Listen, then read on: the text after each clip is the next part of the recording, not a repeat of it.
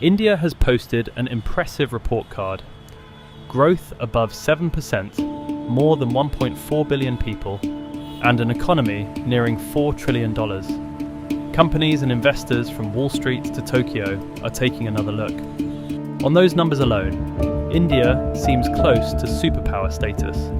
Young, vast and ambitious, with a growing workforce and a domestic market that aging or smaller economies cannot match. But faster growth brings sharper questions. Why do so many young Indians still lack stable work? And as supply chains seek alternatives to China, why has India not become the next global factory? That gap matters. In 2024, India's GDP reached $3.91 trillion, close to Germany. Yet income per person was only $2,695 versus about $13,300 in China and over $56,000 in Germany. National strength depends not on size alone, but on turning industry, technology, institutions and productivity into rising incomes. So the question is not simply whether India can succeed. Is today's growth the start of a path to superpower status, or a stress test for a giant country still catching up? India is neither a miracle created by hype, nor a failure defined by mockery. It is software parks, rockets, fintech, and global outsourcing, but also low incomes, informal work, crowded cities, and millions of workers whose potential remains unused. To understand India's future, look beyond GDP. It measures economic size, but not incomes, business efficiency, or industrial depth. India is already large in total output, but still poor per person, and GDP cannot show whether a young worker can find a life-changing job. It also says little about how broadly growth is shared. That is India's central challenge. It is large and growing fast, but the distance between a large economy and a strong one is productivity. Productivity shapes real lives. Whether a farmer creates more value in a factory, a graduate enters modern services, a workshop becomes a formal supplier, and a country moves from low costs to high-value industry. Population and markets can make India a large economy. Becoming a superpower requires a longer chain. Education and skills must move people into formal jobs, manufacturing, and modern services, raising productivity and national power. That is why growth alone is not enough. 7% is impressive, but growth concentrated in a few cities, industries, and highly skilled groups will not transform the country. Real national rise means bringing millions more people into the modern economy, not enriching only a small elite. India's greatest attraction is its population, the world's largest, with a huge working age base and less aging pressure than Japan, Europe, or China. For a developing economy, that is a powerful advantage. About 68.2% of Indians are aged 15 to 64, close to China's 69.3% and above Japan's 58.8%. But this dividend is not automatic. Young people need education, skills, urban opportunities, and formal jobs before population becomes productivity and income. If education, skills, or jobs fail, youth becomes pressure. Low wages, temporary work, crowded cities, and anxiety. India's challenge is creating enough quality jobs to turn demographic potential into household income. At national scale, India lacks not people, but roots into the modern economy. Factories, ports, railways, power, industrial parks, training, credit, and reliable contracts. Connecting these foundations turns population into national strength. This is where India and China diverged. China's rise began in factories, as rural workers entered coastal export chains supported by infrastructure, local investment, and industrial clusters that grew into a complete manufacturing system. India's rise began more in offices. Software parks, call centres, engineering, accounting, pharmaceutical research, and data analysis connected the country early to global services. This path rested on English, engineers, affordable professionals and experience serving global clients. For Western companies, moving software development, customer support and business processes to India was easier than moving them to countries with greater language and institutional barriers. With fast-growing digital payments and a huge domestic market, India has clear advantages. The question is whether they can spread beyond professional jobs and raise productivity across the wider economy. Now, artificial intelligence is changing the service model. India's outsourcing strength came from low costs, English, and a vast engineering workforce. Western firms sent code maintenance, support, testing, and business processes there because India could organize skilled labor quickly and cheaply. AI changes that equation. As it generates code and automates support, documentation, testing, data processing, and workflow management, the most standardized and labor-intensive parts of outsourcing face pressure first, and the entry-level jobs built around them. Outsourcing will not disappear. Complex enterprise systems still need long-term support, and Indian firms are integrating AI into delivery. But the model must shift from headcount and billable hours to AI tools, advanced engineering, industry expertise, and measurable efficiency. AI will lower prices for standardized outsourcing and reduce junior engineering and process jobs. The old entry-level ladder is narrowing, so India must expand higher-value work in software, data, engineering, and enterprise solutions. There you go. India faces a fork in the road. Low-end outsourcing will shrink, while services combining AI, software, data, engineering, and business solutions may grow. Without China's broad manufacturing job ladder, India cannot afford to miss that opportunity. India cannot remain the world's low-cost back office. It must become an AI-era centre for software, data, engineering, and enterprise solutions. That requires stronger education, more advanced talent, deeper research, and companies that create technology instead of simply filling orders. Services alone cannot make India a superpower. High-value services absorb too few low-skilled workers, while manufacturing remains limited. A software engineer may earn a high income, but a poorly educated young person from rural India cannot step directly into a Bangalore technology park. In 2024, manufacturing contributed 12.6% of India's GDP versus 24.9% in China, 24.4% in Vietnam, and 19.8% in Mexico. Manufacturing also creates a job ladder from assembly and technical work to supervision, supply chains, and management. East Asia first used manufacturing to absorb workers, then upgraded from textiles and electronics assembly to precision production, brands, and technology. India's smaller manufacturing base leaves ordinary workers with a narrower path upward. India has a fast services highway, but a narrow manufacturing road. Software, finance, and pharmaceutical research to connect skilled workers to the world, while millions of others remain in low-income sectors. That is why Make in India matters. It is not simply a slogan or a plan for more factories.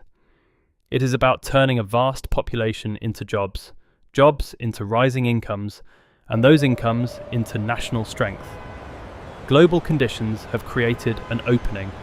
US-China rivalry has pushed companies toward China plus one supply chains. Apple has expanded production in India, while electronics, pharmaceuticals, auto parts, solar equipment, and semiconductor packaging offer possible breakthroughs. But opportunity is not outcome. In the latest World Bank Logistics Performance Index, India scored 3.4, ahead of Vietnam's 3.3, Indonesia's 3.0, and Mexico's 2.9. India is competitive, but complete supply chains have not yet taken root. Companies judge whether ports, roads, electricity, land, suppliers, skilled workers, stable policy, and predictable law work together. One weak link can send orders elsewhere. India's market is huge, but execution determines where factories are built. Headlines about global companies entering India are not enough. Investments must build an ecosystem linking assembly plants with local components, logistics, maintenance, testing, finance, and training. That is how a flagship project becomes a lasting employment network. A few showcase factories will change little. A nationwide manufacturing and employment network could reshape India. A true superpower cannot depend only on a handful of technology cities or flagship industrial projects. India also faces the informal economy. Millions work without stable contracts, social protection, tax records, or access to bank credit. In street shops, cash-paid construction, family workshops, small transport businesses, and temporary services. Such work supports daily life but rarely creates superpower-level productivity. Modern supply chains need standards, training, contracts, finance, quality control, and reliable delivery. Years of casual cash work do not build modern industrial skills. This creates a paradox. India has more than 1.4 billion people and an enormous labour pool, yet companies struggle to find suitable workers. The shortage is not people, it is workers prepared for modern industry. India's bottleneck is not growth itself, but whether growth spreads from a few cities to more regions, from a few sectors to a wider economy, and from skilled professionals to ordinary workers. Only then will growth transform everyday life. If India succeeds, it will become not just a huge market, but a major production system. If it fails, it may remain large in total output, poor per person, and industrially shallow. That is the real test of whether growth can spread. India has made real progress. In fiscal 2024 to 25, digital payment volumes rose 34.8% and value rose 17.9%. UPI handled 48.5% of global real-time payments, supported by digital identity, bank accounts, tax reform, and insolvency rules. Digital identity verifies people, bank accounts receive funds, and UPI speeds transactions, all linked to tax, insolvency, and internet services. This lowers costs, expands financial access, and makes the economy easier to organise, track, and scale. Indian services are also upgrading, from call centres and process outsourcing, through software, engineering and cloud services, to data analytics, pharmaceutical research, AI and enterprise solutions. India is no longer only the world's back office. AI will force India higher. Low-cost engineers and outsourcing captured the gains of globalization, but low-end work will shrink. Software, engineering, cloud, and AI solutions must expand. India must prove it can deliver complex, efficient technology, not simply cheap labour at scale. If that transition succeeds, India need not copy China's manufacturing-first path. It can expand factories while strengthening its role as a global office, combining AI, software, engineering, services, and digital infrastructure. Yet India remains divided. In 2024, informal employment was 88.1% overall, about 85% in industry, and 76.7% in services. Technology and finance still sit far above the reality facing most workers. One India is urban, English-speaking, technological, and financial. The other is low-skilled, poorly paid, and insecure. GDP and stocks may rise, but without education, manufacturing, and financial access, ordinary workers face a narrowing path upward. That is why income per person matters. Population can make India one of the world's largest economies, but a superpower also needs strong household consumption, innovative companies, public finances, and global influence, and a state with greater fiscal strength. A country with huge GDP but low income per person has market scale, yet faces limits in education, healthcare, research, defence, technology, and global influence. Size is not strength. Strength means people, firms and cities creating more value. India is therefore a vast work in progress. Its population and services are powerful, and digital infrastructure is improving. But manufacturing depth, formal employment and productivity remain weak. The frame is enormous. The internal structure is unfinished. India has youth but needs better education and jobs. Global services but needs stronger manufacturing. Digital infrastructure but needs deeper finance. A vast market but needs a more stable investment climate. National ambition but needs more efficient government and predictable policy. There you go. India's renewed growth does not mean its problems are solved. It makes them more urgent because as the country expands, every weakness in institutions, industry, education and employment grows with it. This is the stress test. Population, urbanization, investment and consumption can drive early growth. Moving beyond middle income requires something harder, sustained increases in productivity, year after year and across the whole economy. India's potential is real. GDP of $3.91 trillion in 2024, a working age share of 68.2% and digital payment growth of 34.8%. Few countries combine such scale, youth, services and digital infrastructure. But coronation is premature. Income per person is about $2,695. Manufacturing only 12.6% of GDP. And informal employment 88.1%. India's scale and digital speed must produce deeper industry, formal jobs and higher productivity. AI is also changing India's most successful path. Globalization created software and business process outsourcing. AI may eliminate lower-end jobs while creating demand for advanced services. India's future depends on whether it is squeezed by that shift or uses it to move upward. Will India become a superpower? It will almost certainly become larger, more important and more influential. But true superpower status depends on crossing two thresholds at the same time. Those thresholds are broad employment and technological upgrading. First is manufacturing employment.